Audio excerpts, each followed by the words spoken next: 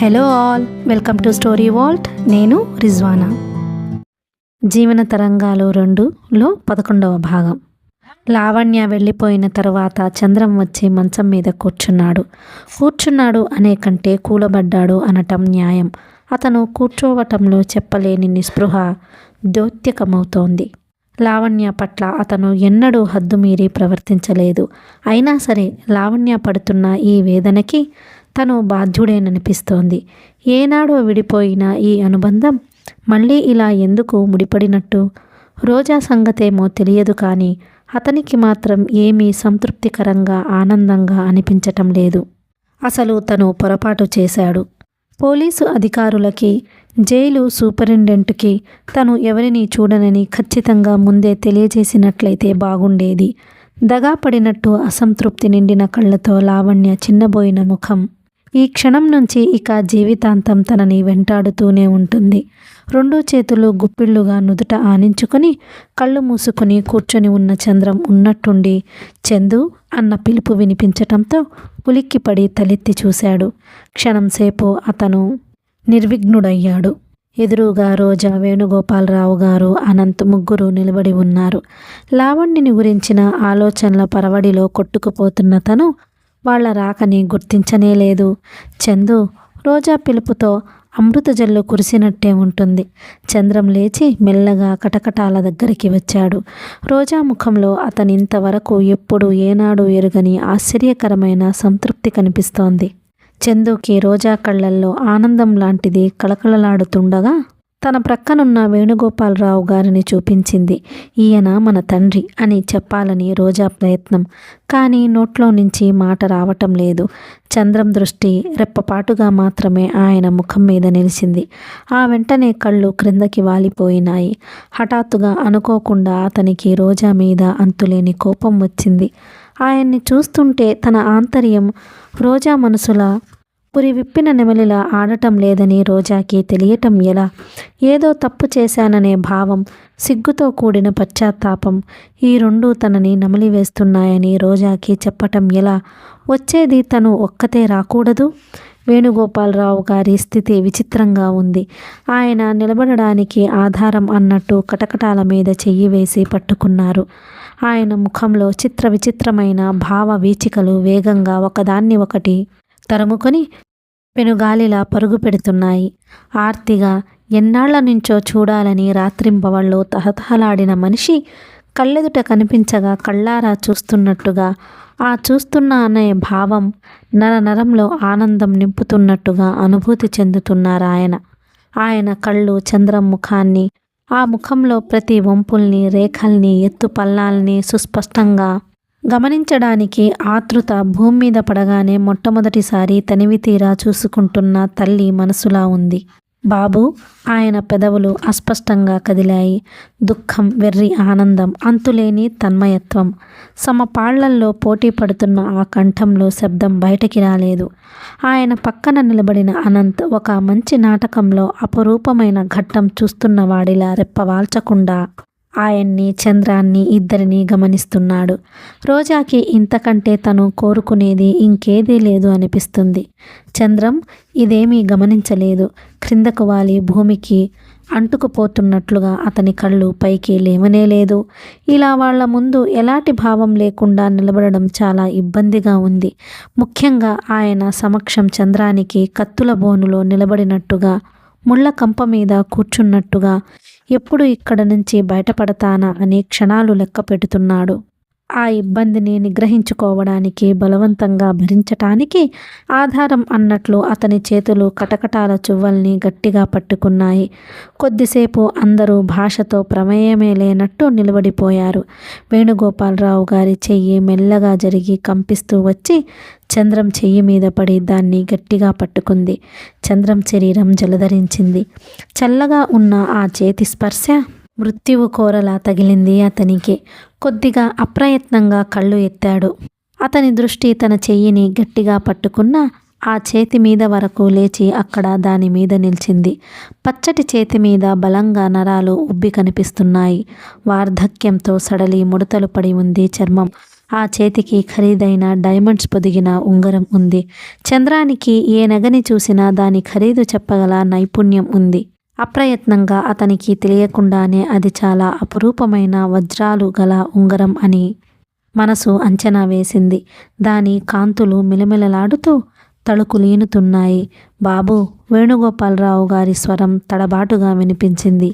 మీ జీవితాలు ఇలా నిర్భాగ్యంగా తయారు కావటానికి కారణం నేను. చిన్నవాళ్ళని పెద్దవాళ్ళు క్షమించమని అడగటం శుభప్రదం కాదు. కానీ నేను మీ పట్ల అలక్ష్యంతో కానీ అయిష్టంతో కానీ అన్యాయం చెయ్యలేదు. నేను రాసిన ఒక ఉత్తరం మీ అమ్మకి అంది ఉంటే మనం ఇలా విడిపోవటం జరిగి ఉండేది కాదు. వీధి చేతుల్లో ఇలా కీలుబొమ్మల్లా అయ్యేవాళ్ళం కాదు. మిమ్మల్ని పోగొట్టుకున్నానని, మీకు దూరమైనానని తెలిసిన క్షణం నుంచి నేను జీవన స్మృతుడిలా బ్రతికాను. ఇన్నేళ్ళు నాకింత భారంగా గడిచాయి. మీ జ్ఞాపకాలు, మిమ్మల్ని గురించిన ఆలోచనలు నన్ను ఎంత వేధిస్తున్నాయో మీకు తెలియదు. మిమ్మల్ని ఇలా తిరిగి కలుసుకుంటానని కానీ, నా మనసులో వేదన మీకు నోరు విప్పి చెప్పే అదృష్టం నాకు కలుగుతుందని కానీ నేను అనుకోలేదు. బహుశా ఈ భాగ్యం కోసమే నేను ఇలా మొండిగా బ్రతికానేమో. నాయనా చందు, జరిగినవన్నీ మర్చిపో. నీతో పాటు నేను కూడా పునర్జన్మ ఎత్తుతాను. నీకు సాధ్యమైనంత వరకు శిక్ష తగ్గించేలా విజయ్ ఎన్నో ప్రయత్నాలు చేస్తున్నాడు. నువ్వెక్కడ, ఏ ఊరి జైలులో ఉంటే నేను, రోజా కూడా అక్కడే ఉంటాం. దుఃఖంతో కష్టాలతో ఉన్న వాళ్ళకి కాలం దీర్ఘంగా భారంగా ఉంటుంది. ఆనందంగా ఉన్నప్పుడు రెక్కల గుర్రంలా పరిగెడుతుంది. దగ్గరగా ఉంటూ తరచుగా నిన్ను చూసుకుంటూ గడపగలిగితే నేను సంవత్సరాలు రోజుల్లా గడపగలను. నువ్వు తిరిగి రాగానే మనందరం కలిసి కొత్త జీవితం ప్రారంభిద్దాం. నువ్వు మామూలుగా మాలో ఒకడివిగా మనుగడ గడుపుతుంటే అప్పుడు నిశ్చింతగా నీ చేతుల్లో ప్రాణం వదులుతాను. చందు, మీకింత ఘోరమైన అన్యాయం చేశాడని అనుకుంటున్న మీ తండ్రి చీమకు కూడా అపకారం చెయ్యనివాడని నువ్వు తెలుసుకోవాలి. ఆ క్షణం నా కళ్ళారా చూడాలి. దానికోసం, నీ రాక కోసం నేను బ్రతుకుతాను. ఎదురు చూస్తూ కాలం గడుపుతాను. ఆయన చెయ్యి చంద్రం చేతి మీద గట్టిగా బిగుసుకుంది. రోజా మెల్లగా చెయ్యి చాచి ఆయన చేతి మీద ఆనిస్తూ మృదువుగా అంది, మీరు ఆవేశపడుతున్నారు. ఆవేశమా? కాదు తల్లి, కాదు. ఇది ఆవేశం కాదు, కానే కాదు, ఆనందం. చెప్పలేనంత ఆనందంగా ఉంది. ఎప్పుడు ఏ తండ్రి పొందనంత ఆనందంగా ఉంది, గర్వంగా ఉంది. వేణుగోపాలరావు గారు ఆవేశం లేదంటూనే ఆవేశంతో చంద్రం, రోజా ఇద్దరి చేతులు చేతిలోకి తీసుకొని నుదురుకి చెంపలకి తాకించుకున్నారు. హఠాత్తుగా ఆయన ఆనందం దుఃఖపు వెల్లువలా మారింది. ఒక్కటే బాధ, సమయంలో మీ అమ్మ కూడా ఉంటే నాకు నిష్కృతి లభించేది. నా ఆనందం సంపూర్ణమయ్యేది. రోజా ఆయన పరిస్థితి గమనించింది. ఆయన చెయ్యి మీద ఆసరా ఇస్తున్నట్టుగా గట్టిగా పట్టుకుంది. అక్కడికి దూరంగా నిలబడి ఉన్న డాక్టర్ ఆదుర్దగా దగ్గరకు వచ్చాడు. వేణుగోపాలరావు గారికి ఆయాసంతో మాట రావటం లేదు. అయినా ఏదేదో చంద్రానికి చెప్పటానికి ఉద్యుక్తులవుతున్నారే ఉన్నారు. డాక్టర్ ఆయన్ని పట్టుకుంటూ, సూపరింటెండెంట్ గారు టైం అయిపోయింది అంటున్నారు, ఇక వెడదాం పదండి అన్నాడు. ఆగండి డాక్టర్, ఇంకొక్కసారి చూసుకోనివ్వండి. ఆయన డాక్టర్ చేతులు తీసేసి కటకటాల దగ్గరికి వచ్చారు. వాటిలో నుంచి చేయి జొనిపి చంద్రం బుగ్గలు తడిమారు. ప్రేమగా జుట్టు నిమిరారు. ఆయన చేస్తున్న ఈ చేష్టలకి అనంత్ డాక్టరు ఇద్దరు ముఖాలు చూసుకున్నారు. రోజా డాక్టర్ గారి కనుసైగలు గమనించి, ఇంకా వెడదాం రండి, మళ్ళీ రేపు ఉదయం వద్దాం అంది. వస్తానమ్మా, వస్తా, వచ్చేస్తున్నా, ఇదిగో ఒక్క నిమిషం. ఆయన కటకటాల్లో నుంచి చెయ్యి యువతలికి తీశాడు. ఆ తీయటంలో చేతికున్న వజ్రాల ఉంగరం తళుక్కుమంది. అది చూడగానే ఆగిపోయారు. వెంటనే అది వేలి నుంచి తీసి చంద్రం చేయి పెట్టుకుని అతని వేలికి తొడిగారు. డాక్టర్ ఆ తర్వాత ఆయన్ని ఉండనివ్వలేదు. ఇప్పటికే అక్కడికి జైలు సూపరింటెండెంట్ కూడా వచ్చారు. డాక్టర్, అనంత్ ఇద్దరు బలవంతంగా ఆయన్ని చెరోరెక్క పట్టుకుని దాదాపు మోసుకుపోయినట్టుగా అవతలికి తీసుకువెళ్లారు. యమదూతలు బలవంతంగా ప్రాణాన్ని పట్టుకుని లాక్కు వెడుతుంటే ఒక్కసారి తన మృతు శరీరాన్ని ఆప్యాయంగా చూసుకుంటున్న జీవిలా ఆయన వెనక్కి తల తిప్పి చంద్రం వైపు చూస్తూ ఏదో అంటూనే ఉన్నారు.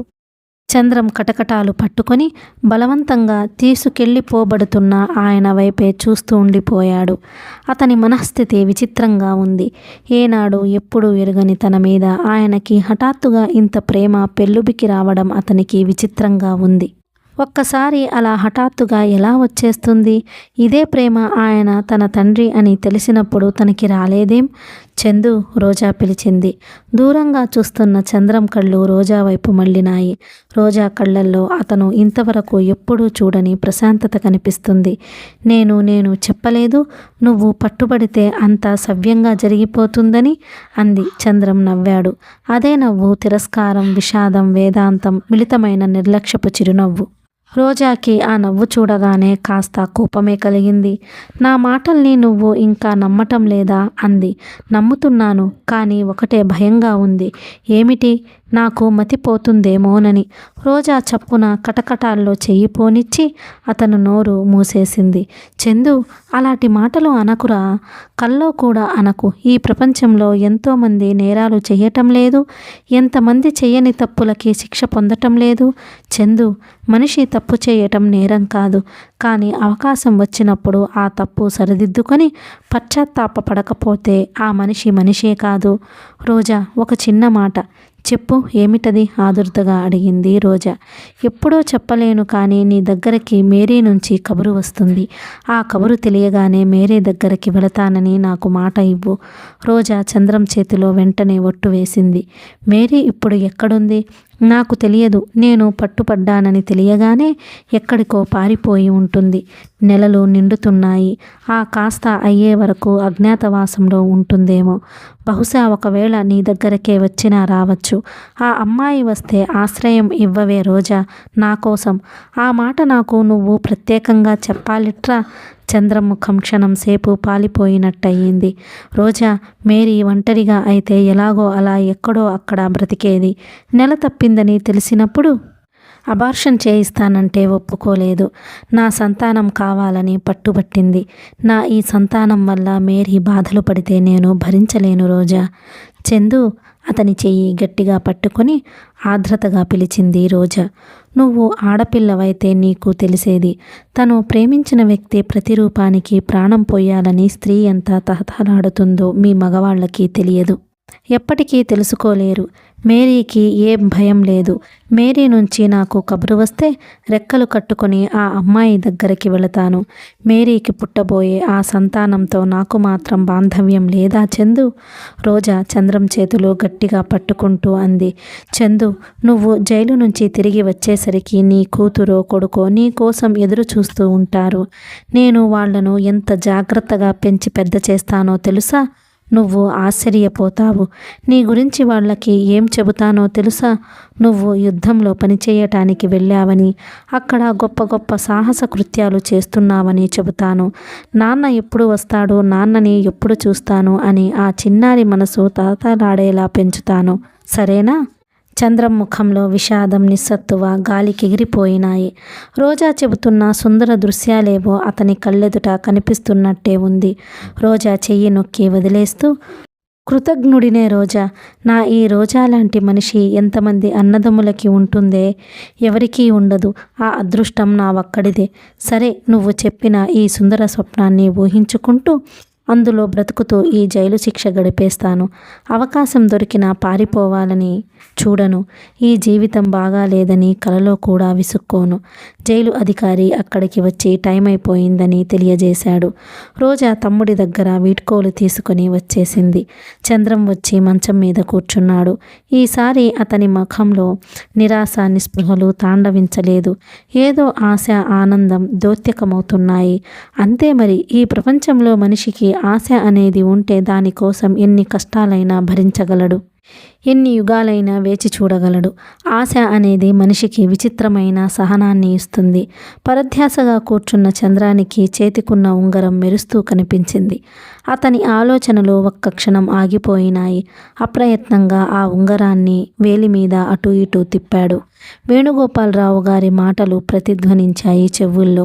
హఠాత్తుగా అతనికి ఆ పితృహృదయంలో మమత, ఆరాటం అర్థమైనాయి. తన కోసం ఆయన వేచి చూస్తారని అనటంలో గల అనుభూతి అర్థమయ్యింది.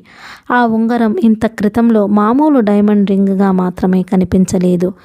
తళతళలాడుతూ కాంతి లీనుతున్న దానిలో తన కోసం తహతహలాడుతూ ఎదురు చూస్తున్న ఆయన నిరీక్షణ కనిపించింది. చంద్రం ఉంగరాన్ని ఆప్యాయంగా తడుముకున్నాడు. చంద్రం కేసు కోర్టులో విచారణ జరుగుతున్నది ఆ రోజునే. ఈ 4-5 రోజుల నుంచి వరుసగా ప్రతిరోజు చంద్రాన్ని గురించిన వివరాలు దినపత్రికలు ఎప్పటికప్పుడు ప్రచురిస్తుండడంతో నగరమంతా చంద్రం గురించిన సంభాషణే అయిపోయింది. చంద్రాన్ని చూడాలని కొంతమంది, అతనికి ఏ శిక్ష విధిస్తారో తెలుసుకోవాలని కొంతమంది, మొత్తానికి చాలామంది కోర్టులో కిటకిటలాడుతూ కూర్చున్నారు.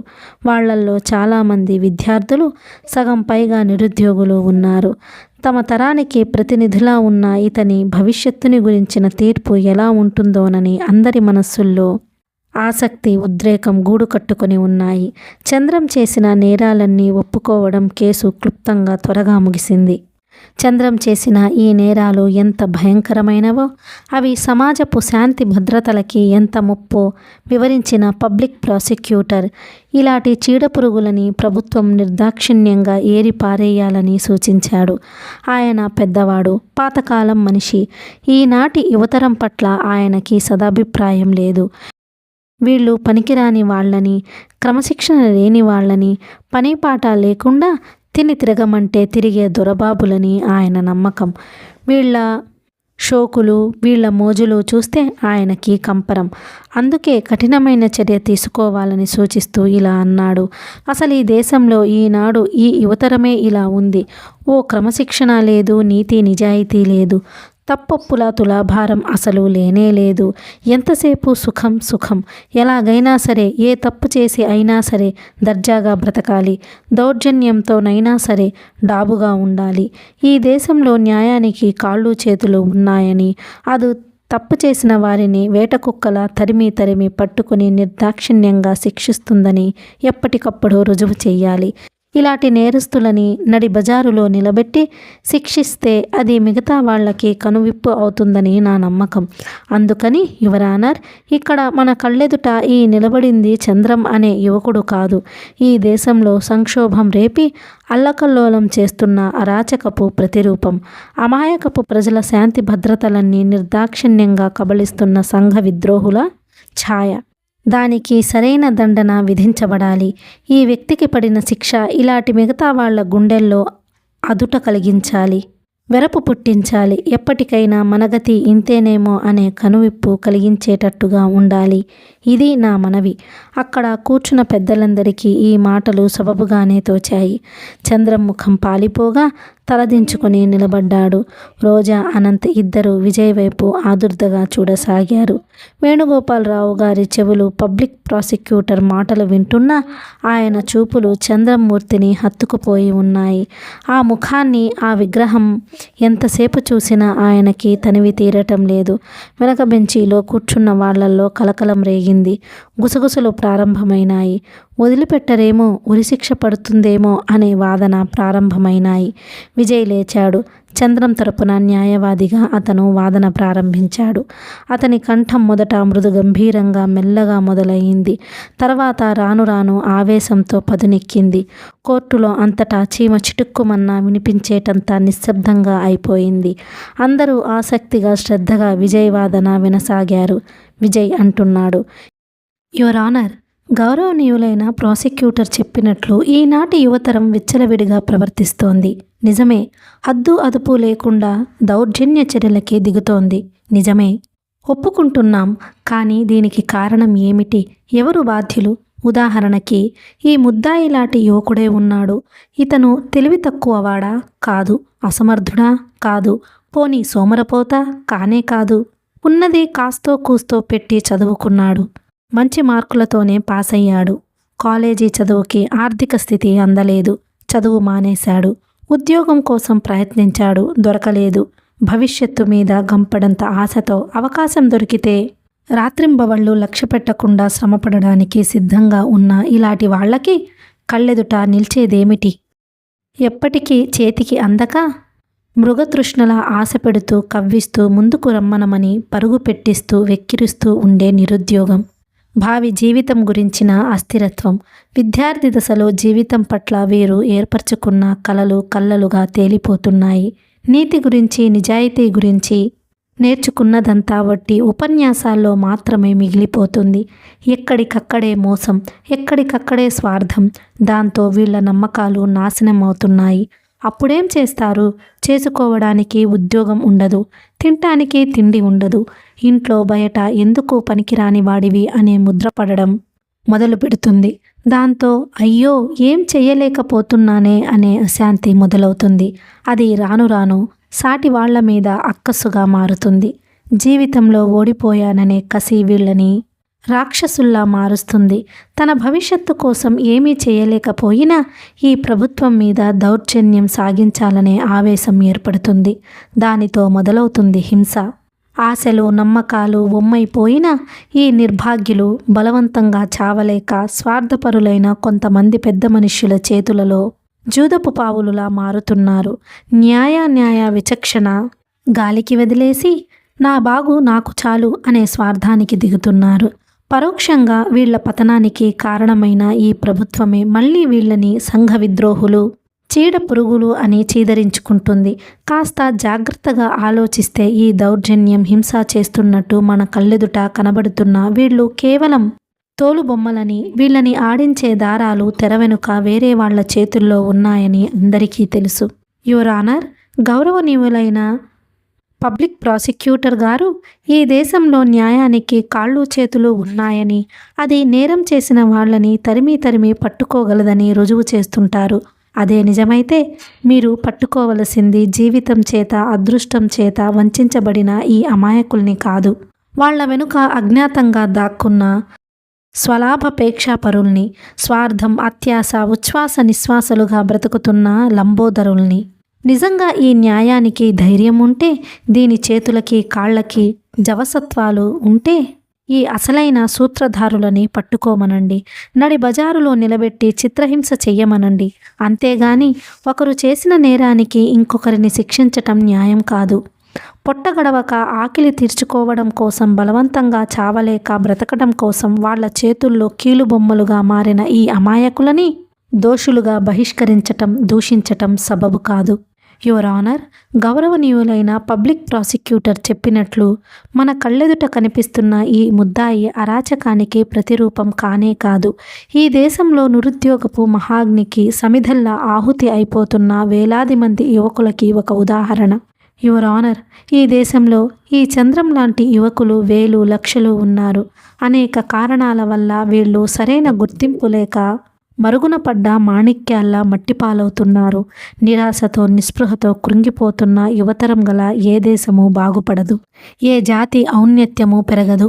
వీళ్లల్లో దావానలంలా వ్యాపిస్తున్న ఈ అసంతృప్తిని అలక్ష్యం చేయడం అనేది మంచిది కాదు. బాధ్యత గల పెద్దలందరూ స్వార్థ ప్రయోజనాలు ప్రలోభంలో పడి దీన్ని విస్మరిస్తే ఇది ఒక ప్రవాహంలా మారి ఏరులై వరదలై ప్రభుత్వాన్ని, చివరికి ఈ న్యాయాన్ని ముంచివేసే ప్రమాదం రావచ్చు. ఆ తరువాత విజయ్ నోటి నుంచి వచ్చిన మాటలు ఎవరికీ వినిపించలేదు. వెనక వరుసల్లో కిక్కిరిసి కూర్చుని ఉన్న నిరుద్యోగులు, విద్యార్థులైన యువకులు మిన్నుముట్టేట్టు కరతాళ ధ్వనులు చేశారు. క్షణంసేపు ఆ ప్రదేశం అంతా ధ్వనితో ప్రతిధ్వనించిపోయింది. విజయ్ని ప్రశంసిస్తున్నట్లుగా, అభినందిస్తున్నట్లుగా మెచ్చుకోలుగా కేకలు వినిపించాయి. ఎంతో ప్రయత్నం మీద చప్పట్లు ఆగినాయి. విజయ్ మళ్ళీ మొదలుపెట్టాడు. యువర్ ఆనర్, కాబట్టి ఈ ముద్దాయి చేసిన నేరం కూలంకషంగా పరిశీలించి అది ఎందుకు జరిగింది, ఎలా జరిగింది, జరిగిన దానిలో ఇతనికి ఎంతవరకు బాధ్యత ఉంది అన్న విషయం గుర్తించి ఇతనికి శిక్ష ఇవ్వవలసినదిగా మనవి చేస్తున్నాను అంటూ ముగించాడు. టైం అవ్వడంతో న్యాయాధిపతి, జ్యూరీ సభ్యులు లేచి లోపలికి వెళ్ళారు. తోటి లాయర్లు విజయ్ని చుట్టుముట్టారు. అనంత్, రోజా, వేణుగోపాలరావు గారు గుండెలు బిగబట్టి వేచి చూడసాగారు. చంద్రం దించిన తల ఎత్తలేదు. అతని గుండెల్లో విచిత్రమైన వైరాగ్యం, నిర్లిప్తత పేరుకుని ఉంది. చాలాసేపైన తర్వాత న్యాయాధిపతి తిరిగి వచ్చారు. జ్యూరీ సభ్యులు వచ్చి వారి వారి ఆసనాలు అలంకరించారు. చంద్రాన్ని గురించిన తీర్పు కోసం అందరూ ఆసక్తిగా ఆతురతగా వేచి చూడసాగారు. న్యాయాధిపతి ఈ కేసుని గురించి వివరిస్తూ దాని మీద తన అభిప్రాయం కూడా వివరించి చివరికి నిర్ణయం తీర్పుగా ఇలా చదివి వినిపించారు. చంద్రం అనే పేరుగల ఈ ముద్దాయి ప్రస్తుతం మంచివాడని, పరిస్థితుల ప్రాలభ్యం వల్ల విషవలయంలో చిక్కడి ఈ నేరాలు చేయటానికి కారణం అయ్యాడని గుర్తించటం జరిగింది.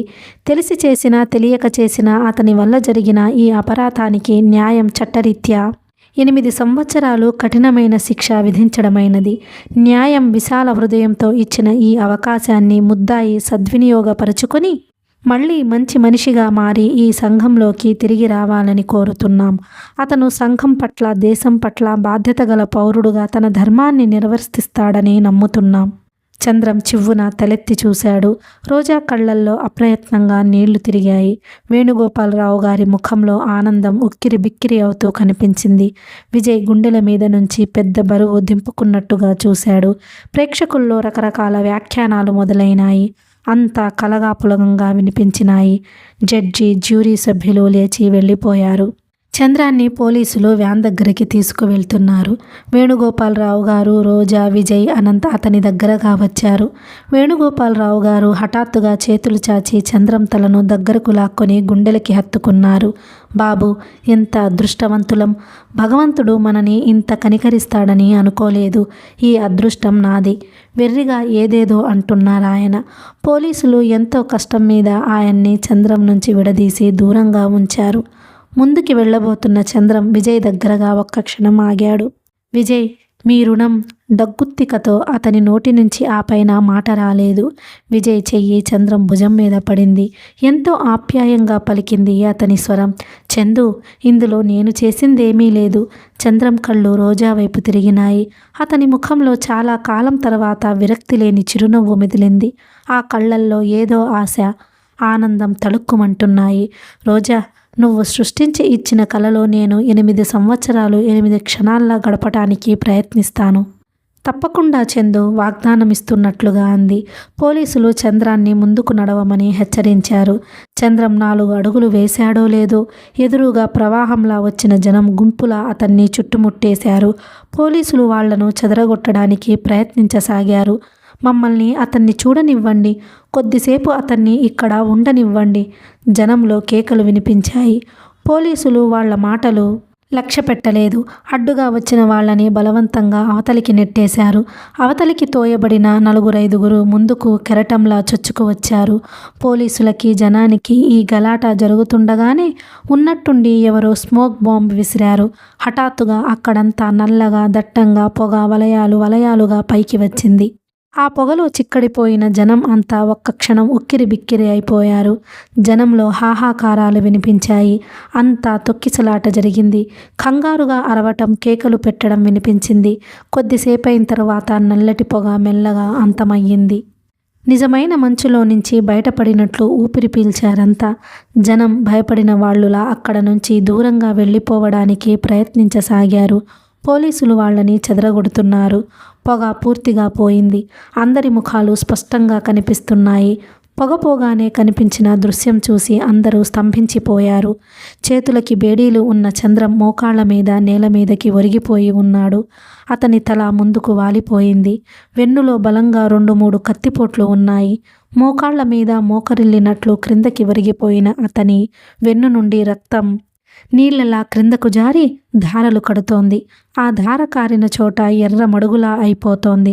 అందరూ చేష్టలుడిగిపోయినట్లు నిలబడిపోయారు. ఎర్రటి ఆ రక్తం చూడగానే ప్రతి వాళ్ల కళ్ళు చెదిరిపోతున్నాయి. పోలీసులు గాబరాగా అటూ ఇటూ పరిగెత్తారు.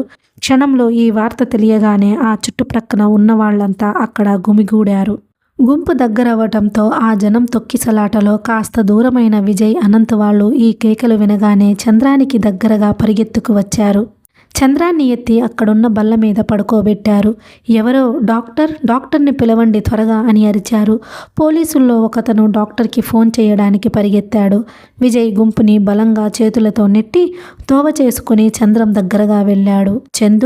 చంద్రం కళ్ళల్లో అప్పటికే చూపు స్థిరం తప్పిపోతోంది. విజయ్ నోటి వెంబడ వచ్చిన ఈ పిలుపు వినగానే ఏదో ఆధారం దొరికినట్లు ఆశగా ఆ శబ్దం వచ్చిన వైపు తిరిగినాయి. బేడీలు తగిలించి ఉన్న చేతులు జంటగా పైకి లేచి అతని స్పర్శ కోసం అన్నట్టు శూన్యంలో తడుముకున్నాయి. విజయ్ చప్పున తన చేతులతో ఆ చేతుల్ని పట్టుకున్నాడు. శరీరంలో అణువణువులో ఉన్న శక్తి హరించుకుపోతుంటే దాన్ని కూడదీసుకుంటున్నట్లుగా చంద్రం పళ్ళ బిగువన అన్నాడు. విజయ్, ఇది వాళ్ళ పనే, నేను చెప్పలా?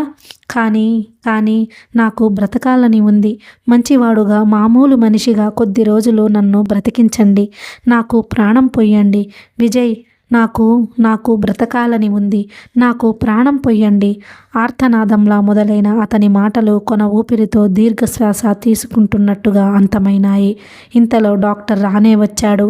అతను పరుగులాంటి నడకతో చంద్రాన్ని సమీపించాడు. అప్పటికే అంతా అయిపోయింది.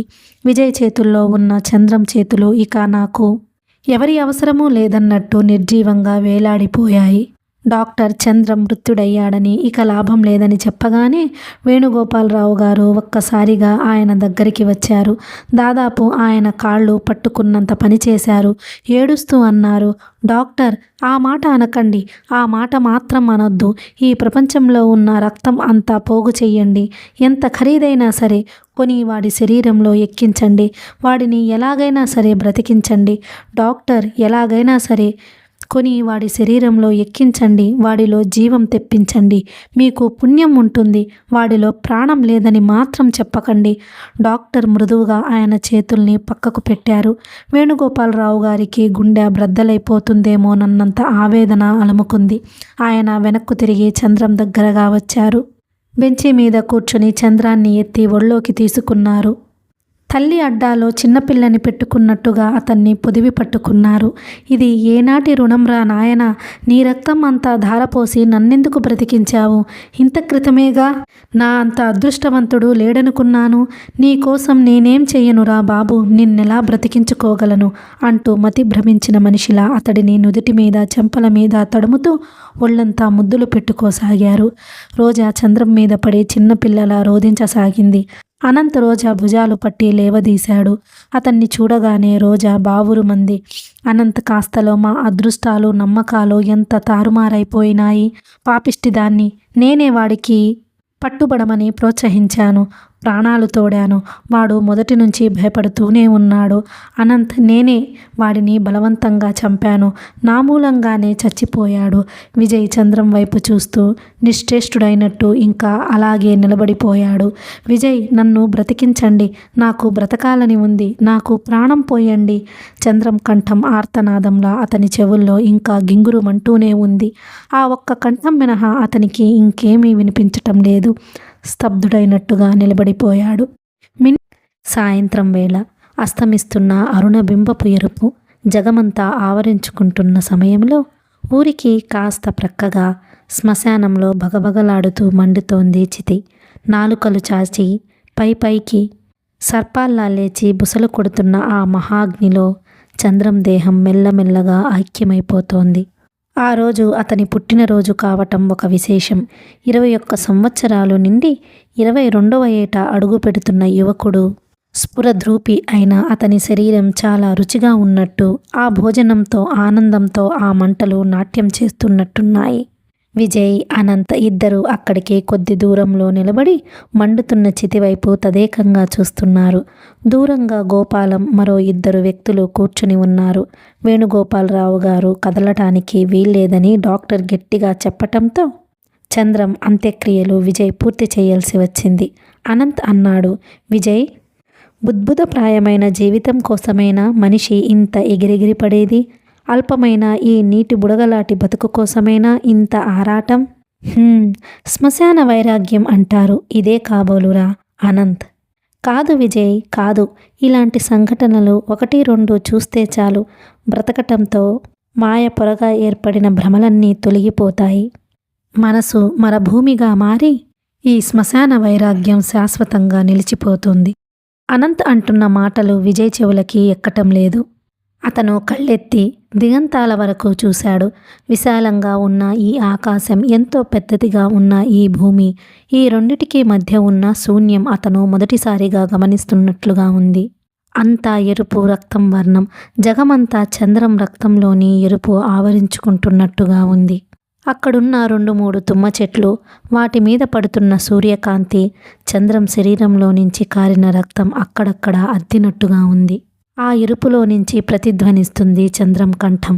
విజయ్, నాకు బ్రతకాలని ఉంది, నన్ను బ్రతికించండి, నాకు ప్రాణం పోయండి, నాకు బ్రతకాలని ఉంది, నాకు బ్రతకాలని ఉంది. చంద్రం కంఠం అరుస్తూ ప్రతిధ్వనిస్తూ దిగాంతాల వరకు పాకిపోతున్నట్టుగా ఉంది. ఈ కంఠం ఒక్క చంద్రానిదేనా? కాదు, ఇలాంటి నిర్భాగ్యులు ఇంకెంతోమంది, అందరూ కలిసి ఆక్రోశిస్తున్నట్లుగా ఉంది. మాకు బ్రతకాలని ఉంది, మాకు బ్రతకాలని ఉంది. విజయ్ చెవులు చిల్లులు పడ్డట్టుగా అనిపించసాగాయి.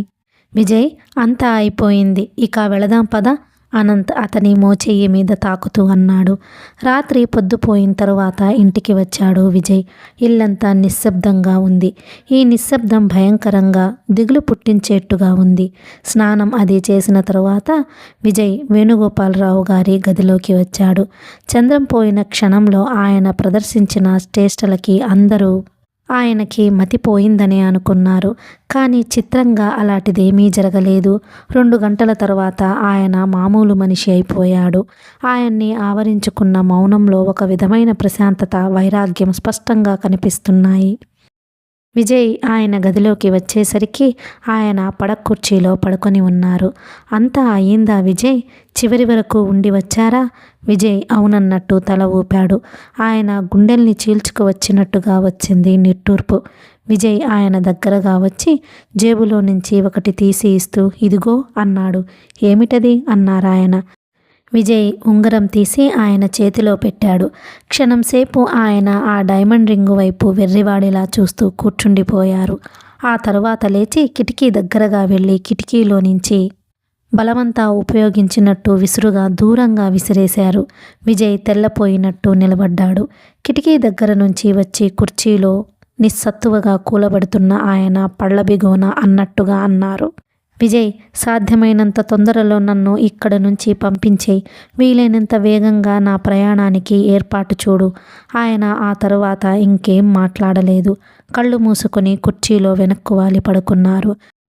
విజయ్ కొద్దిసేపైన తరువాత నిశ్శబ్దంగా తలుపులు చేరవేసి అక్కడ నుంచి యువతలికి వచ్చేశాడు. వేణుగోపాలరావు గారి గదిలో నుంచి యువతలికి వచ్చేస్తున్న విజయ్కి ఆ పక్క గదిలోనే అనంత్ స్వరం వినిపించింది. బ్రతిమిలాడుతున్నట్టుగా, లాలిస్తున్నట్టుగా అంటున్నాడు అనంత్. రోజా, నా తల్లివిగా ఊరుకో, ఊరుకో. నువ్విలా నిన్ను చిత్రహింస చేసుకున్నందువల్ల ప్రయోజనం లేదు. ఏది ఎలా జరగాలని ఉంటే అలా జరుగుతుంది. మన చేతిల్లో ఏదీ లేదు. ఈ బ్రతుకంతా భ్రమ, ఒట్టి నటన రోజా, నటన అంతే. విజయ్ అక్కడ నుండి కదిలి ముందుకు వచ్చేశాడు. 4 రోజుల అనంతరం వేణుగోపాలరావు గారు కేరళలో ఉన్న పల్లెటూరు వెళ్ళడానికి ఏర్పాట్లు జరుగుతున్నాయి. ఆయన అక్కడ నుంచి ఇక తిరిగిరారు. ఈ 4 రోజుల్లో ఆస్తిపాస్తుల గురించి వ్యవహారాలన్నీ చక్కబరిచేశారాయన. చంద్రం పేరిట ఊళ్ళో ఉన్న అన్ని కాలేజీలకి విరాళాలు ఇచ్చారు. అనాథ శరణాలయానికి ఒకదానికి ప్రారంభోత్సవం చేశారు. లావణ్యకి ఆస్తి పంచి ఇచ్చారు. రాధకి సంబంధించినంత వరకు అన్ని బాధ్యతలు, ఆస్తి మీద సర్వహక్కులు రోజాకి అప్పగించారు. లావణ్యని ఒక్కసారి రమ్మనమని ఎన్నిసార్లు కబుర్లు చేసినా లావణ్య రానేలేదు. లావణ్య తరపున మాధవరావు గారు వచ్చారు. రోజా నిజంగా దోషి అయి ఉంటుందనే అపోహతో లావణ్యకి అండగా ఉండటానికి తాము అలా అబద్ధం ఆడవలసి వచ్చిందని, జరిగిన దానికి సిగ్గుపడుతూ క్షమార్పణ కోరారు. వేణుగోపాలరావు గారు ఈ విషయం ఏదీ తన మనసులో పెట్టుకోలేదని చెప్పారు. నాకు దాని మీద ఏమాత్రం కోపం లేదు. ఒక్కసారి వచ్చి వెళ్ళమనండి. రేపు సాయంత్రం వెళ్ళిపోతున్నాను, ఇక తిరిగి రాను అన్నాడు. అలాగే, నేను ఇంటికి వెళ్ళగానే బలవంతంగానైనా సరే పంపిస్తాను, వస్తాను, సెలవు అంటూ లేచారాయన. వద్దు వద్దు, బలవంతంగా మాత్రం వద్దు, దానికిష్టమైతేనే రమ్మనండి వేణుగోపాలరావు గారు స్పష్టంగా చెప్పేశారు. మాధవరావు గారు వెళ్ళిపోయారు. విజయ్, అనంత్, రోజా అక్కడే ఉన్నారు. మాధవరావు గారు వెళ్ళిపోగానే వేణుగోపాలరావు గారు నిట్టూర్పు విడుస్తూ అన్నారు. విజయ్, అన్ని పనులు పూర్తి అయినాయి. ఇక మిగిలింది ఒక్కటే. అది కూడా పూర్తయితే కనీసం ఒక నిర్ణయానికైనా వచ్చేస్తే నేను నిశ్చింతగా వెళ్ళిపోతాను. చెప్పండి, ఏమిటది? రోజా పెళ్లి గురించి. ఈ మాట వినగానే తుల్లిపడ్డట్టయిన రోజా చప్పున పని ఉన్నదానిలా అక్కడ నుంచి లేచి వెళ్ళిపోయింది. రోజా ముఖం వివర్ణం అవటం విజయ్ గుర్తించకపోలేదు. కొద్దిసేపు విజయ్ తల వంచి ఆలోచిస్తున్నట్టుగా కూర్చుండిపోయాడు. ఆ తరువాత తలెత్తి దృఢమైన స్వరంతో అన్నాడు, ఇందులో ఇంకా నిర్ణయానికి రావలసింది ఏముంది? అనంత్ రోజా ఇద్దరికీ ఒకరి పట్ల ఒకరికి ఉన్న ఆత్మీయత మనకి తెలిసిందేగా. కానీ విజయ్, వేణుగోపాలరావు గారు ఆదుర్తగా అడ్డు వచ్చారు. విజయ్ ఆయన మాట వినిపించుకోనట్టే అన్నాడు, వాళ్ళిద్దరూ స్నేహితులు, నాకు కూడా అభ్యంతరం లేదు. నేను సంతోషంగా ఈ వివాహానికి అంగీకరిస్తున్నాను. విజయ్ నోటి వెంబడి వచ్చిన ఈ మాటలు వినగానే అనంత్ ముఖం కళకళలాడినది. ఎన్నాళ్లకి తన ఆశలు ఫలించాయనే తృప్తి ఆ కళ్ళల్లో మెరిసింది. లేచి విజయ్ దగ్గరగా వచ్చి అతని 2 చేతులు పట్టుకుంటూ, thanks Vijay, many many thanks అన్నాడు. విజయ్ రెప్పపాటు కాలం అనంత్ ముఖంలో దోబూచులాడుతున్న ఆనందం పరీక్షగా చూశాడు. ఆ తరువాత మెల్లగా తమ్ముడి చేతుల్లో నుంచి తన చేతులు విడిపించుకున్నాడు. వేణుగోపాలరావు గారి వైపు తిరిగి, ఇందులో మీరు ఇక ఆలోచించాల్సింది ఏమీ లేదు, నిశ్చింతగా ఉండండి అని టైం చూసుకొని నేను వస్తాను, ఒకళ్ళని కలవాలి, మాట ఇచ్చాను అనేసి వెళ్ళిపోయాడు. గదిలో వేణుగోపాలరావు గారు, అనంత్ ఇద్దరూ మిగిలిపోయారు. విజయ్ అలా హఠాత్తుగా వెళ్ళిపోవడం వేణుగోపాలరావు గారికి కాస్త అసమంజసంగానే అనిపించింది. ఆయన అనంత్ని అడిగారు, అనంత్, రోజా నువ్వు మాట్లాడుకున్నారా? రోజా ఇష్టం నీకు స్పష్టంగా చెప్పిందా? అనంత్ తల ఊపాడు. ఆ నిర్ణయం అయిన తర్వాతనే రోజాని మీ దగ్గరికి తీసుకువచ్చి వదిలి వెళ్ళాను. ఈ సంవత్సరం విజయ్ రోజాకి పరీక్ష పెట్టాడు. రోజా 100కి 100 పాళ్ళు విజయ్ పెట్టిన పరీక్షలో పాస్ అయ్యింది. అందుకే విజయ్ ఈ వివాహానికి అనుమతి ఇచ్చాడు. రోజా పరాయి వ్యక్తి కాకుండా ఈ రకంగా మీకు బంధుత్వం కలవటం నాకు ఇంకా ఆనందంగా ఉంది. వేణుగోపాలరావు గారు పడకుర్చీలో వెనక్కు వాలి పడుకున్నారు. ఆయనకి ఎందుకో గాని ఈ వార్త అంతా ఆనందంగా అనిపించలేదు. అనంత్ భార్యగా రోజాని ఎప్పుడూ కలలో కూడా ఊహించలేదు. ఆయన కళ్ళెదుట ఎప్పుడూ రోజా విజయ్ ఇద్దరు భార్యాభర్తలుగా కదిలేవారు. రోజా విజయ్ ఇద్దరూ ఒకరికి ఒకరు తగినవారని భగవంతుడు ఏరి ఆ ఇద్దరినీ ఒకచోట జతపరిచాడని అనుకుంటూ వచ్చారు. విజయ్ మరో మాటకి అవకాశం ఇవ్వకుండా తేల్చి చెప్పేసిన ఈ నిర్ణయం ఆయనకి సబబుగా లేదు, సంతృప్తిగా అనిపించటం లేదు. వేణుగోపాలరావు గారు విజయ్ వెళ్ళిపోగానే ఆలోచనలోకి జారిపోయినట్టుగా ఎదురుగా కూర్చొని ఉన్న తన ఉనికినే మర్చిపోయినట్టు అవటంతో అనంత్ అక్కడ నుంచి లేచి యువతలకి వచ్చాడు. విజయ్ చేసిన ఈ నిశ్చయం ఆయనకి సంతృప్తికరంగా లేనట్టు అనంత్ ఆంతర్యం ఇట్టే పసిగట్టేసింది. ఏమిటి ఆయన ఉద్దేశం? రోజాకి తను తగినవాడు కాదనా? చేసుకునే రోజాకి ఇష్టమైనప్పుడు ఈయన అభిప్రాయం ఎవరికి కావాలి? అనంత్ సరాసరి లోపలికి వచ్చాడు. రోజా లోపల రాధని కూర్చోబెట్టి కొత్తగా తెచ్చిన బొమ్మలు ఆడించి చూపిస్తుంది.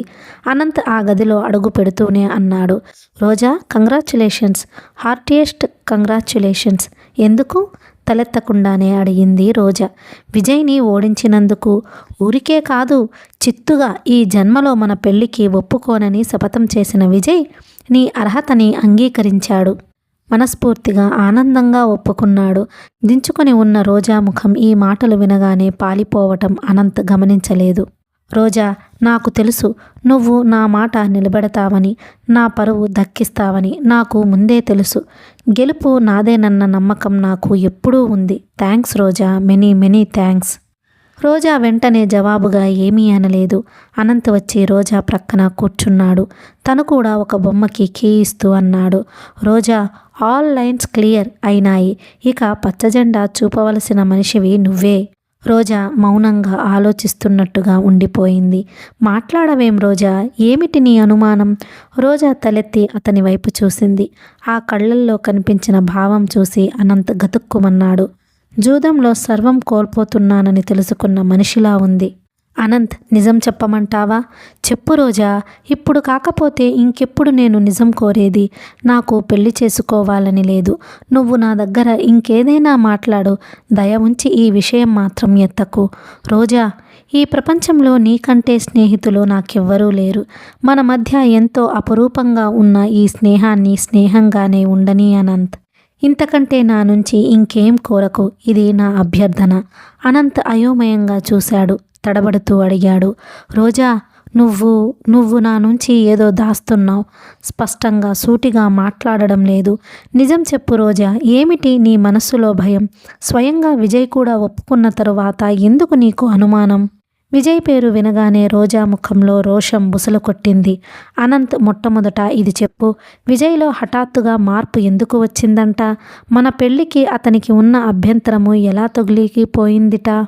రోజా ఇన్నాళ్ళు తన కళ్ళతో స్వయంగా నిన్ను గమనించలేదు. తన మనసులో నీ పట్ల ఏర్పడిన భావం పొరపాటని తెలుసుకొని ఉంటాడు. కాదు, అబద్ధం. విజయ్లో మార్పు వచ్చిందనడానికి నువ్వనేది కానే కాదని నా నమ్మకం. నేను చెబుతాను విను. ఇప్పుడు నేను డబ్బున్నదాన్ని అయ్యాను. వేణుగోపాలరావు గారి ఆస్తి నాకు సంక్రమించింది. ఆయన కూతురిగా నాకు పరువు ప్రతిష్టలు వచ్చాయి. మీతో సరి సమానంగా తూగగల హోదా వచ్చింది. అందుకని విజయ్ ఒప్పుకున్నాడు. విజయ్ ఓడిపోయాడని నువ్వనుకుంటే చాలా పొరపడ్డావన్నమాటే. నువ్వు నన్ను చేసుకుంటే అతను గెలిచినట్టే. అతను మన మీద విజయం సాధించినట్టే. రోజా, అతను మొదటి నుంచి డబ్బున్న అమ్మాయిని నీకు అంటగట్టాలని చూస్తున్నాడు. ఇప్పుడు అంతే జరుగుతుంది. అనంత్, నువ్వు చాలా పేద అమ్మాయిని చేసుకో. ఇదే మీ విజయ్కి తగిన శాస్తి. అతని గర్వం అణచాలంటే అదొక్కటే మార్గం. అనంత్ విస్తుపోతున్నట్టు చూశాడు. అతను వచ్చిన తరువాత విజయ్ రోజా ప్రవర్తన బట్టి వారి మధ్య వైరం మాసిపోయిందనే అనుకుంటున్నాడు. అది జరగలేదు. పాత వైషమ్యం ఎప్పటిలా చెక్కు చెదరకుండా ఉన్నట్టుగానే ఉంది. నిష్ఠూరంగా అన్నాడు. ఏం మాట్లాడుతున్నావు రోజా? విజయ్ గర్వం అణచటం కోసం నేను వేరే అమ్మాయిని చేసుకోవాలా? ఇది సబబు అయిన మాటేనా? అంతకంటే అసలు పెళ్లి చేసుకోవడం మానేయమంటే నాకు సంతోషంగా ఉంటుంది. రోజాలో రోషం సడలిపోయింది. నిస్సహాయంగా చూసింది. నీరసంగా చూసింది. అనంత్, నేను చెప్పింది నీకు అర్థం కాదు. నీకు అర్థమయ్యేలా నేను చెప్పలేను. ఎలా? నువ్వు ఈ ముసుగులో గుద్దులాట పద్ధతి వదిలేసి సూటిగా మాట్లాడు రోజా. నువ్వు ఇప్పుడిప్పుడే పెళ్ళి వద్దంటే నేను అర్థం చేసుకోగలను. ఇంకో సంవత్సరం కాదు, 10 సంవత్సరాలు ఆగమన్నా ఆగుతాను. వద్దు అనంత్, వద్దు. నాకసలు పెళ్లి చేసుకోవాలనే లేదు. అనంత్ తెల్లబోయినట్టు చూశాడు. ఎందుకని? కారణం అడగవద్దు అనంత్. దయ ఉంచి నాతో తర్కానికి దిగవద్దు. నేను జవాబు చెప్పలేను. అనంత్ స్తబ్దుడిలా కూర్చుండిపోయాడు. అతని ముఖం జేవురించినట్టయింది. మెల్లగా అన్నాడు. నాకర్థమయ్యింది రోజా. నీ బాధ అర్థం చేసుకోగలుగుతున్నాను. రోజా ఆనందంగా అతని వైపు చూసింది. అనంత్ కోపం అదిమి పట్టిన స్వరంతో చెప్పాడు. ఈ పెళ్లి గురించి నిన్ను ఒత్తిడి చేయటం నాది పొరపాటు. నువ్వు ఇదివరకటి రోజావి కాదు. ఆ సంగతి మర్చిపోతున్నాను. అనంత్, ఇదివరకు మనిషివి కాదు నువ్వు. అప్పుడు ఆ రోజాకి ఎవరూ లేరు. డబ్బు లేదు, పరిస్థితులు లేవు, నా అనే ఆత్మీయులు లేరు. అప్పుడు నేను కావలసి వచ్చాను. ఇప్పుడన్నీ చక్కబడ్డాయిగా. అన్నీ ఉన్న మనిషివి అయ్యావు. ఇప్పుడు నాకంటే ఉన్నతమైన వాళ్ళు కావాలి నీకు. ఆ మాట స్పష్టంగా చెప్పి ఉంటే నేను సంతోషించేవాడిని. నేను ఏదైనా సహిస్తాను, కానీ స్నేహంలో నాటకం, మోసం భరించలేనన్న సంగతి నీకు తెలుసుగా. అనంత్, నువ్వు వెర్రిదానిలా చూస్తున్న రోజా నోట మాట రాక తడబడింది. వస్తాను రోజా. తను ప్రేమించిన అమ్మాయి మొహాన ఛీ అంటూ ఉంటే ఎదురుగా కూర్చొని నవ్వగల శక్తి నాకు లేదు. నేను వెడతాను. అనంత్ లేచాడు. రోజా చప్పున అతని చెయ్యి పట్టుకుంది. అనంత్, నువ్వు చాలా పొరబడుతున్నావు. లేవబోతున్న అనంత్ మళ్ళీ కూర్చున్నాడు. సరే, నేను పొరబడుతున్నాను, నిజమే. అది నాకు తెలుస్తూనే ఉంది కదా. మరి నీ అభిప్రాయాన్ని ఎందుకు సరిచేయవు? నీ మనసులో ఉన్న మాట విడమర్చి నాకెందుకు చెప్పవు? చూస్తుండగానే రోజా కళ్ళల్లో గిర్రున నీళ్లు తిరిగాయి. తన కళ్ళల్లో నీళ్లు అతని కంటబడడం ఇష్టం లేని దానిలా ముఖం తిప్పేసుకుంది. అనంత్, నువ్వు కూడా సామాన్యుడివి కాదు. బాధ పెట్టడంలో అందరినీ మించిపోయావు అంటూ అక్కడ నుంచి లేచి వెళ్ళిపోయింది. అనంత్ అక్కడే కూర్చుండిపోయాడు. ఏదో అయ్యింది, ఏదో ఉంది. రోజా చెప్పటం లేదంటే బలమైన కారణమే అయి ఉండాలి. అనంత్కి హఠాత్తుగా మెరుపులాంటి ఆలోచన వచ్చింది. రోజా మనసులో ఇంకెవరూ లేరు కదా. ఆ మాట చెప్పలేక ఇదంతా ఏమో లోపలికి వచ్చిన రోజా విసురుగా కళ్ళనీళ్లు తుడిచేసుకుంది. ఛీఛీ, తన వ్యక్తిత్వం, తన ధైర్యం ఇవన్నీ ఏమైపోయినాయి? మాటిమాటికి ఈ బేలతనం ఏమిటి? అసలు దీనికంతటికీ కారణం వేరు. ఇంత క్రితం వేణుగోపాలరావు గారికి విజయ్ రోజాతో అనంత వివాహానికి నాకేం అభ్యంతరం లేదు అని చెప్పినప్పటి నుంచి తన గుండెల్లో ఒక్కసారి భగ్గున మంటలు లేచాయి. ఏమనుకుంటున్నాడు అతను? ఆడపిల్లలు అనుభూతి అనేది లేని గాజుమొమ్మలు అనుకుంటున్నాడా? ఈ మధ్య అతను తన పట్ల చూపుతున్న చనువు, ఆత్మీయత చూసి తనని పూర్తిగా అర్థం చేసుకున్నాడనే అనుకుంది. అదేం లేదని ఇప్పుడు తెలుస్తూనే ఉంది. వేణుగోపాలరావు గారి కూతురని తెలిసిన తరువాత కాస్త చనువుగా, బాధ్యతగా ప్రవర్తించి ఉంటాడు అంతే. ఆ కొంచెం ఆధారం చేసుకొని గాలిమేడలు కట్టడం తనదే తప్పు. ఈ తెలివి తక్కువతనానికి, బలహీనతకి సిగ్గుపడాలి. ఇదివరకు పరిస్థితులు వేరు. ఇప్పుడు కొండంత అండగా తండ్రి నీడ తనకుండగా ఇంకా భయం దేనికి? విజయ్ స్వీకరించినంత మాత్రాన జీవితం శూన్యం అయిపోతుందా? అనంతకి ఆ జరిగిందంతా స్పష్టంగా చెప్పేస్తే, అసలు పెళ్ళి అనే దాని మీదనే తనకి హిచ్చలేదని చెప్పేస్తే ఏమవుతుంది? ఏమీ కాదు. తను అనవసరంగా భయపడుతుంది. రోజా దృఢ నిశ్చయంతో యువతలికి రాబోయి మళ్ళీ అంతలో ఆగింది. ఏమో, ఒకవేళ అనంత్ రాద్ధాంతం చేస్తే, విజయ్ని బలవంతంగా రోజాని స్వీకరిస్తావా లేదా అని గొడవ పెడితే? అనంత్ అంతటివాడే. అతనికి ఇదంతా చెప్పకూడదు. పెళ్లి మీద ఇష్టం లేదని మాత్రమే చెప్పాలి. రోజా తిరిగి వచ్చేసరికి అక్కడ అనంత్ లేడు, వెళ్ళిపోయాడు.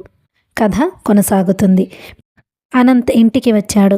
అనంత్కి మతిపోయినట్టుగా ఉంది. ఎంత ఆలోచించినా రోజా మాటలు అర్థం కావటం లేదు. రోజా ఏదో దాస్తోంది, తనకి చెప్పటం లేదు. ఆ ధోరణి చూస్తే నోరు విప్పి చెప్పలేక బాధపడుతున్నట్టుగా ఉంది. ఈ వివాహానికి పెద్ద అడ్డంకి అనుకున్న విజయ్ స్వయంగా అంగీకరిస్తే రోజాకి ఇంకేమిటి అభ్యంతరం? ఒకవేళ ఏదైనా ఉన్నా అది లక్ష్య పెట్టాల్సినంత ముఖ్యమైనది కాదే. అసలు రోజా ప్రవర్తన అతనికి విచిత్రంగా ఉంది. మనసులో ఉన్నమాట దాచుకొని దాగుడు మూతలాడినట్టు ప్రవర్తించటం రోజా స్వభావానికే విరుద్ధం. అందులో ఇలాంటి అత్యంత ముఖ్యమైన విషయాల్లో ఇంకా సూటిగా, నిర్మొహమాటంగా ఉంటుంది. ఆలోచనలో పడి సర్వం మర్చిపోతున్నట్టు కూర్చున్న అనంత్ వీధి తలుపు చప్పుడవ్వడంతో లేచి తలుపు తీశాడు. ఎదురుగా లావణ్య నిలబడి ఉంది. బయట టాక్సీ ఆగి ఉంది. విజయ్ ఉన్నాడా? ఎలాంటి పలకరింపులు లేకుండా సూటిగా అడిగింది. లేడు, లోపలికి రా. లావణ్య రానన్నట్టు తల ఊపింది. అదేమిటి? ఎందుకని? మీ అందరి ఇళ్లకి వచ్చే అర్హత నాకు లేదని తెలుసుకో. ఈ పిచ్చి మాటలు ఎప్పటి నుంచి నేర్చావో? లోపలికి రా అనునయంగా పిలిచాడు అనంత్. లావణ్య చేతికి ఉన్న వ్యాచి చూసుకుంది. నేను ఊరికి వెళుతున్నాను. ట్రైన్కి టైం అవుతుంది. విజయ్ ఎక్కడికి వెళ్ళాడు? ఇప్పుడప్పుడే రాడా? ఏమో చెప్పలేను. 2 రోజుల నుంచి ఏదో పనుల మీద ఊపిరి ఆడనట్టు తిరుగుతున్నాడు. లావణ్య క్షణం సేపు ఏదో ఆలోచించింది. ఆ వెంటనే బ్యాగ్ తెరుస్తూ, విజయ్ది ఒకటి నా దగ్గరుంది, అది ఇచ్చిపోదామని వచ్చాను. ఇదిగో, ఇది అతనికివ్వు అంటూ కవరు ఒకటి తీసి ఇచ్చింది. అనంత్ దాన్ని అందుకున్నాడు. కవరు బరువుగా ఉంది, తెరిచే ఉంది. ఏమిటది? నేను చూడవచ్చా అన్నాడు కుతూహలంగా. ఏమో, మీ అన్నదమ్ముల మధ్య రహస్యాలేవి ఉన్నాయో లేవో పరాయిదాన్ని నాకేం తెలుస్తుంది? బ్యాగ్ మూసేస్తూ నిర్లక్ష్యంగా అంది. అనంత్ నాన్నగారితో నేను ఊరు వెడుతున్నానని చెప్పు. అందులోనూ ఆయనకి కూడా ఉత్తరం పెట్టాను. మిస్ జోషి దగ్గర కొద్ది రోజులుంటాను. ఆ తరువాత అక్కడ నుంచి ఇంకెక్కడికైనా వెళ్తాను. నాకు టైం అయింది, వస్తాను. కొద్దిసేపు లోపలికి వచ్చి కూర్చొని వెళ్ళు లావణ్య అర్థిస్తున్నట్లుగా అన్నాడు అనంత్. లావణ్య తల అడ్డంగా తిప్పింది. రాను. మీ మంచివాళ్ళు అనబడే వాళ్ళందరి దగ్గర ఉన్న దుర్గుణం నాకు తెలుసు. తప్పు చేసిన వాళ్ళని, బలహీన మనుష్యులని మీరు పురుగుల్లా చూస్తారు. మీ చేత వెలివేయబడడం కంటే నా అంతట నేను దూరంగా వెళ్ళటం మంచిది. నా అపరాధం మీరు మన్నించినా మర్చిపోలేను. లావణ్య, అనంత్, నిజం చెప్పమంటావా? ఇందాక గౌరమ్మకి ఫోన్ చేశాను. ఇంటిలో ఎవరూ లేరని, ఇప్పుడప్పుడే మీ ఇద్దరు ఇంటికి రారని గౌరమ్మ చెప్పిన తర్వాతే నేను వచ్చాను. మిమ్మల్నెవరినీ కలుసుకోవడం నాకిష్టం లేదు. ఈ కవరు గౌరమ్మకిచ్చి వెళ్ళిపోదామనుకున్నాను. అనుకోకుండా నువ్వు కనిపించావు. వస్తాను, బాయ్ బాయ్. లావణ్య వచ్చినంత వేగంగా వెళ్ళిపోయింది. అనంత్ చూస్తుండగానే లావణ్య వెళ్ళి టాక్సీలో కూర్చోవడం, అది స్టార్ట్ అయి వెళ్ళిపోవడం కూడా జరిగిపోయింది. లావణ్యకి పశ్చాత్తాపం లాంటిది కలిగిందో లేదో ఆ భగవంతుడికే తెలియాలి. కానీ ఒకవేళ కలిగినా అలా కలిగినట్లు ఎవరికీ తెలియనివ్వదు. తాము తప్పు చేసినట్టు ఎప్పుడూ ఒప్పుకోని వ్యక్తులు ఎలా ప్రవర్తిస్తారో లావణ్య కూడా అలాగే ప్రవర్తిస్తుంది. అందుకని తనకి తానే వెలివేసుకొని తనకు తానే దూరంగా వెళ్ళిపోతుంది. అనంత్ కవర్ చేత్తో పట్టుకుని విజయ్ ఆఫీస్ గదిలోకి తిరిగి వచ్చాడు. లావణ్య రాకతో తాత్కాలికంగా దూరమైన రోజాని గురించిన ఆలోచనలు లావణ్య వెళ్ళిపోగానే రెట్టింపుగా వచ్చి మళ్ళీ చుట్టుముట్టినాయి. కవర్ టేబుల్ మీద పెట్టిన అనంత్ మళ్ళీ తన ఆలోచనలలో మునిగిపోయాడు. ఏమైనా సరే రోజా చేత ఆ అభ్యంతరం ఏమిటో చెప్పించాలి. రోజా చెప్పలేనంత మాత్రాన ఊరుకోవటమేనా? కానీ ఆ చెప్పించటం అనేది ఎలా? రోజా ఎదురుగా నిలబడితే కళ్ళ నీళ్లతో చూస్తే తన మనసు కరిగిపోతోంది. అనంత దృష్టి అప్రయత్నంగా టేబుల్ మీద ఉన్న ఫోన్ మీద నిలిచింది. రోజాకి ఫోన్ చేస్తే, నువ్వు అసలు విషయం ఏమిటో చెప్పకపోతే నేను ఇప్పుడే వెళ్ళిపోతాను, ఇక ఈ జన్మకి నీ కంటికి కనిపించను అని బెదిరిస్తే, రోజా మనసులో నిగూఢంగా ఉన్న ఆ సత్యం ఏదో బయటికి రావడం తనకి రోజాకి ఇద్దరికీ క్షేమం అని చెబితే అంతే. ఈ మనసులో గుద్దులాట భరించడం కష్టం. రోజాకి అసలు వివాహం మీద ఇచ్ఛ ఉందో లేదో తెలుసుకోవటం ముఖ్యం. రోజా ఉన్న విషయం ఏమిటో స్పష్టంగా చెప్పేయక ఇలా ఇబ్బంది పెడుతున్నందుకు అతనికి బాధగా కోపంగా కూడా ఉంది. అనంత్ ఆలోచించి చివరికి ఒక దృఢ నిశ్చయానికి వచ్చిన వాడిలా రిసీవర్ ఎత్తి వేణుగోపాలరావు గారి నెంబర్ డయల్ చేశాడు. అతని గుండెలు దడదడలాడుతున్నాయి. తను ఎన్నడూ చేయని పని చేయబోతున్నాడు. రోజాని బెదిరిస్తున్నాడు. రోజా మీద ఆగ్రహంగా మాట్లాడబోతున్నాడు. రోజా ఏమీ అనుకోదు కదా. భగవంతుడా, రోజాని బాధ పెట్టకుండా ఆ రహస్యమేదో తను తెలుసుకోగలిగితే ఎంత బాగుంటుంది. అవతల ఫోన్ రింగ్ అవుతున్న శబ్దం వినిపిస్తుంది. అనంత్కి నాలిక తడారిపోతున్నట్టుగా ఉంది. తనకి తాను ధైర్యం చెప్పుకున్నాడు. ఇది రోజా మంచి కోసమేననుకున్నాడు. నిర్మొహమాటంగా అవసరం అయితే కోపంగా అడిగేయడానికి మాటలు నేర్చుకుంటున్నాడతను. అతని చేతులు కంపించసాగినాయి. అప్రయత్నంగా తనకి తెలియకుండానే టేబుల్ మీద పెట్టిన లావణ్య ఇచ్చిన కవర్ చేతిలోకి తీసుకుని అటూ ఇటూ తిప్పాడు. ఎప్పుడూ అంతే, ఏదైనా సీరియస్ విషయం మాట్లాడాలనుకోగానే చేతులు తీవ్రంగా కనిపిస్తాయి. అనంత్ ఆ కంపనం ఆపుకోవడానికి అన్నట్టు కవరు అటూ ఇటూ తిప్పసాగాడు. తెరిచి ఉన్న అందులో నుంచి 2 ఉత్తరాలు, 4-5 ఫోటోలు జారి బోర్లాగా కుప్పలుగా టేబుల్ మీద పడ్డాయి. అనంత్ వాటిని తీసి ఒక్కొక్కటి కవర్లో పెట్టసాగాడు. అవతల ఫోన్ రింగ్ అవుతూనే ఉంది. రోజా ఎక్కడ ఏ పనిలో ఉందో? హలో అనబోయే రోజా కంఠస్వరం కోసం అతనిలో అణువణువు వేచి చూస్తోంది. ఎదురుగా ఫోటో చేతిలోకి తీసుకొని నిరాసక్తిగా గమనిస్తున్న అనంత్ ఉన్నట్టుండి ఉలిక్కిపడ్డాడు. అతని కళ్ళు వెడల్పు అయినాయి. అనుకోకుండా నిటారుగా అయ్యాడు. ఎదురుగా ఉన్న ఫోటోలో రోజా, విజయ్ ఇద్దరూ ఉన్నారు. ఇద్దరి ముఖాల్లో కళ్యాణపు తిలకాలు ఉన్నాయి. విజయ్ రోజా భుజాల చుట్టూ చేయి వేసి ఉన్నాడు. రోజా తల అతని భుజం మీద ఆని ఉంది. రోజా పరవశంగా ఉన్నట్లో లేక సిగ్గుతో తలెత్తి చూడలేనట్లో కళ్ళు వాలి ఉన్నాయి. అనంత్ కళ్ళు బైర్లు కమ్మినాయి. అది నిజమో భ్రమో వెంటనే అర్థం కాలేదు. ఇంతలో ఫోన్ అవతల నుంచి హలో అంటూ రోజా కంఠం మృదువుగా వినిపించింది. అనంత్ హలో అనాలనుకున్నాడు. కానీ అతని నోట్లోని మాట పెగిలి రాలేదు. అతని కళ్ళ ముందు ఎదురుగా ఉన్న ఫోటోలో వాళ్ళిద్దరూ అతుక్కుపోయినట్లు అయ్యారు. కళ్ళ ముందు చీకటి వలయాలుగా సర్వం శూన్యం చేస్తున్నట్లుగా ముసుగు రాసాగింది. హలో అవతల నుంచి రోజా స్వరం రెండోసారి రెట్టిస్తున్నట్లుగా కాస్త గట్టిగా వినిపించింది. అనంత్ జవాబు ఇవ్వలేదు. మెల్లగా ఫోన్ పెట్టేశాడు. అతని నుదుటన చిరుచెమటలు అలముకున్నాయి. అక్కడెక్కడ గాలి అనేది లేకుండా స్తంభించిపోయినట్లు ఊపిరాడక ఉక్కిరి బిక్కిరి అవుతున్నట్లు ఉంది. ఫోన్ పెట్టేసిన అతను కంపిస్తున్న చేతులతో మిగతా ఫోటోలు కూడా చూశాడు. అన్ని పెళ్లి ఫోటోలే. తను ఏది తెలుసుకోవాలని కోరుకుంటున్నాడో ఆ సత్యం కళ్ళెదుట నిలిచినట్టయింది. అనంత్కి ఇవి లావణ్య దగ్గరికి ఎలా వెళ్ళాయో అర్థం కాలేదు. వెంటనే లావణ్య రాసిన ఉత్తరం చదివాడు. అందులో ఇలా ఉంది: విజయ్, నేను ఈరోజు వెళుతున్నాను. ఇప్పట్లో మిమ్మల్ని ఎవరిని కలుస్తానని అనుకోను. కలవటానికి కూడా నాకు లేదు. నిజం చెప్పాలంటే పీడకలలాంటి ఈ గతం మర్చిపోయి ఎక్కడైనా నూతన జీవితం ప్రారంభించాలని ఉంది. అది నాకు ప్రాప్తం ఉందో లేదో, సంభవం అవుతుందో కాదో నా అదృష్ట దురదృష్టాలే నిర్ణయించాలి. విజయ్, ఈ ఉత్తరంతో పాటు నీ రహస్యాన్ని కూడా నీకు త్రిప్పి పంపుతున్నాను. ఈ ఫోటోలు నా దగ్గరికి ఎలా వచ్చాయా అని నువ్వు మదనపడుతూ ఉండవచ్చు. నాన్నగారు రోజా పేరిట విల్లు రాశారని తెలియగానే అది తప్పకుండా నీ దగ్గరే భద్రపరిచి ఉంటారని మొట్టమొదట నీ మీదనే అనుమానించాను. నువ్వు బాంబే వెళ్ళినప్పుడు మారు తాళం చెవులతో నీ బీరువా తెరిచి చూశాను. అందులో వెతుకుతున్న నాకు విల్లు కనిపించలేదు, కానీ అంతకంటే విలువైనవిగా ఉన్న ఈ ఫోటోలు కనిపించాయి. నువ్వు మొదటి నుంచి రోజా పట్ల చూపుతున్న ధోరణి నాకు అనుమానంగా, కుతూహలంగా ఉంటూనే వచ్చింది. ఆ అనుమానాన్ని ఈ ఫోటోలు దృఢపరిచినాయి. రోజా మీద నాకు చెప్పలేనంత కసి, ద్వేషం ఏర్పడటానికి ఇవి కూడా సగం కారణం. మీరిద్దరూ భార్యాభర్తలు అయినా కలిసి కాపురం చెయ్యటం లేదు. మీ ఇద్దరి మధ్య ఏదో ఉందని అనుకున్నాను.